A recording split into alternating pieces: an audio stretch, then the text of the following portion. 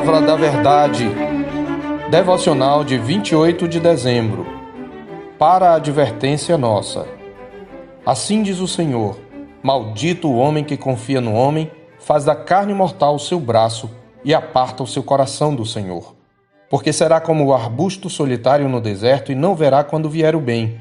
Antes morará nos lugares secos do deserto, na terra salgada e inabitável. Bendito o homem que confia no Senhor e cuja esperança é o Senhor.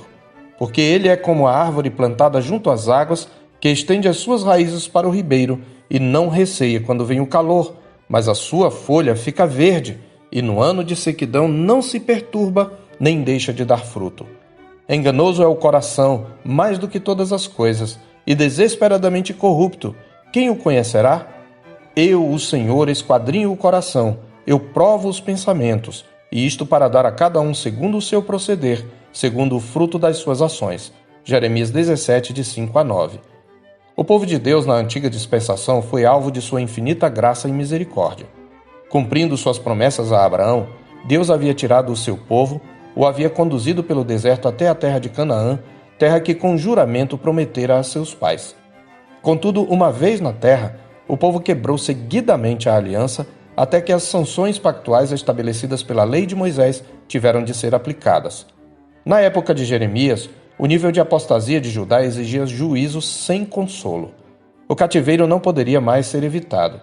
Por isso o profeta é admoestado a não constituir família, a fim de evitar o sofrimento que viria com o cativeiro, no capítulo 16, versos 1 a 4. Veio a minha palavra do Senhor dizendo: não tomarás mulher, não terás filhos nem filhas neste lugar.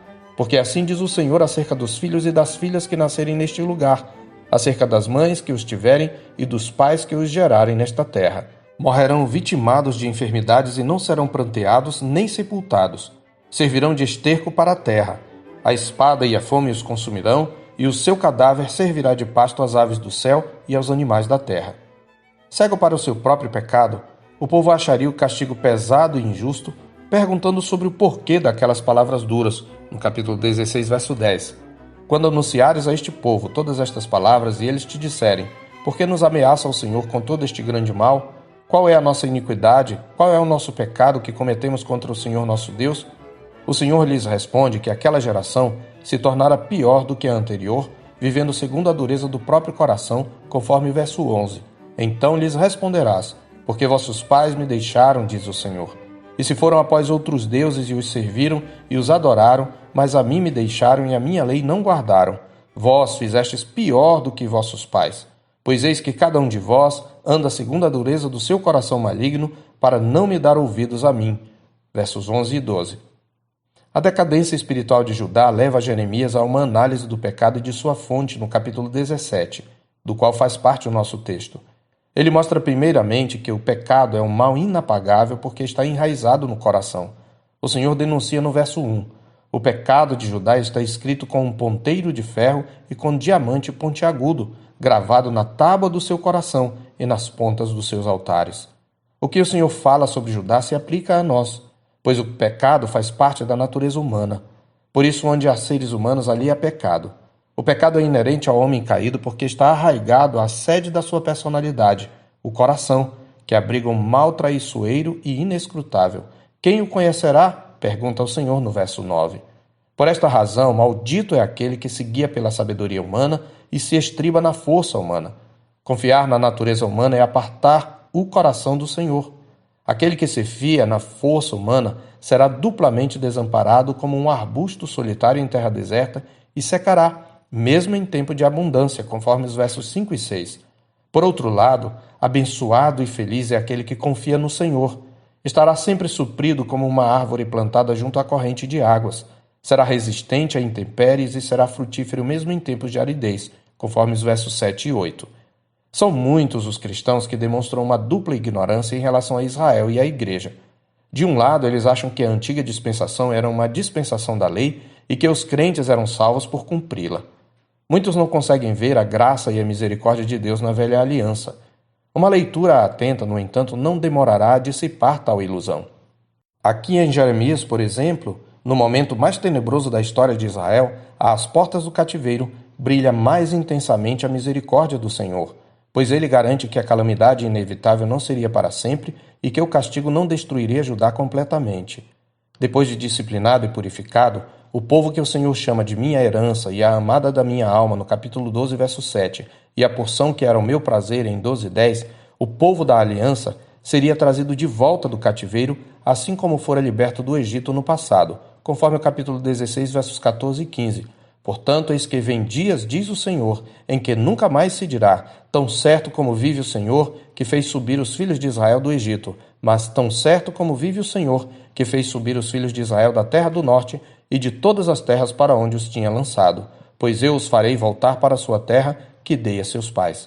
E mais adiante, no capítulo 31, versos 31 a 33 e 34b, está escrito: Eis aí vem dias, diz o Senhor, em que firmarei nova aliança com a casa de Israel e com a casa de Judá, não conforme a aliança que fiz com seus pais no dia em que os tomei pela mão para os tirar da terra do Egito. Porquanto eles anularam a minha aliança, não obstante eu os haver desposado, diz o Senhor. Porque esta é a aliança que firmarei com a casa de Israel depois daqueles dias, diz o Senhor. Na mente lhes imprimirei as minhas leis, também no coração lhes inscreverei. Eu serei o seu Deus e eles serão o meu povo. Pois perdoarei as suas iniquidades e dos seus pecados jamais me lembrarei.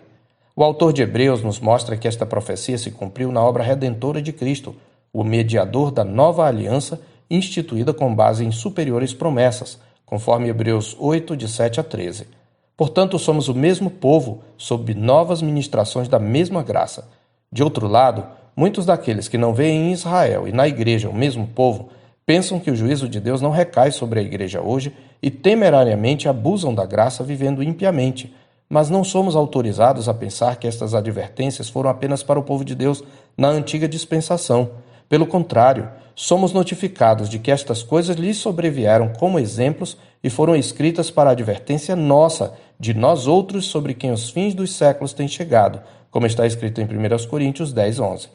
Portanto, devemos nos prevenir contra a superficialidade e a carnalidade que transformam a graça de Deus em libertinagem.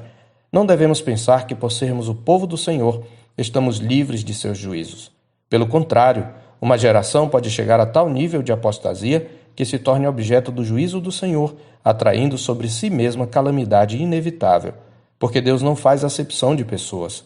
É claro que a diferença entre o juízo do Senhor sobre a igreja e seu juízo contra os ímpios é que o primeiro é temporário e corretivo, e nele Deus mostra a sua misericórdia, enquanto o segundo é eterno, manifestando a ira e o poder de Deus. Devemos reconhecer igualmente que somente Deus pode nos dar um novo coração.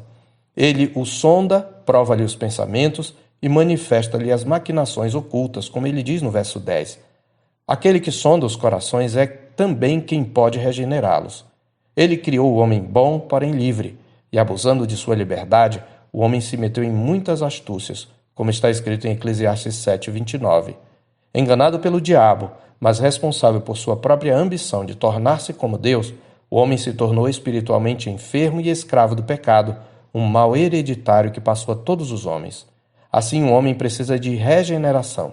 Ele precisa nascer de novo, como Jesus ensinou a Nicodemos em João 3:3. E no processo que se segue à operação secreta do Espírito, o pecador toma a consciência de que precisa reconhecer sua pecaminosidade e render o coração ao senhorio de Jesus Cristo. Uma vez convertido, ele sabe que precisa continuamente vigiar a própria conduta e levar a sério as advertências de Deus, pois o verdadeiro crente nunca confia em si mesmo, mas na graça de Deus em Cristo. Eu sou o pastor Marcos Augusto, pastor da Terceira Igreja Presbiteriana de Boa Vista, em Roraima. Tenha um bom dia na paz do Senhor Jesus.